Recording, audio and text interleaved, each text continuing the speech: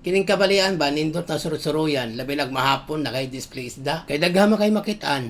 Silya, nausa mo ka dire?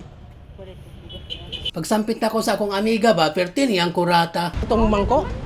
Labas man nagdalang mo. Katong mangko kaganina di ay. Wa na, nahulog na. Wala ako dalang biyaw. Sayang. Kuha nga naman na siya. Oh, Tagpirang kilo ana. o 80 na naman. Ang hatag mo 80 na. Kani nga akong amigong gwardiya ba bata mo ali ko kabalian mahapit ko sa iya ha. Duwan mo bisa ako amigo. Lain lang ato ba kining isda nagkanab ka mahal no. Aran jud pagmahal sa pamaliton karon labi ang isda. Amigo na ko na problema.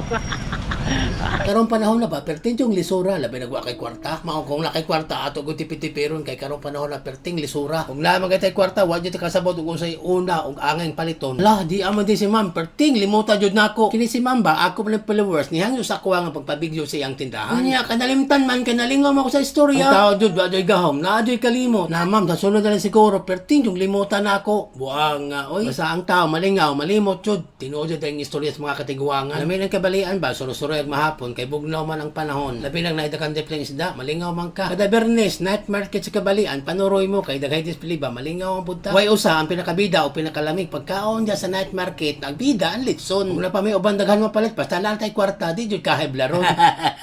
Pero gwa kay kwarta, makaingon jud ka ay ambot, mapadiri lang ko sa balay. Balag laay, mapadiri lang sa balay kay wa may kwarta. Madasig man jud ka basta na kay kwarta, balag unsa imong paliton.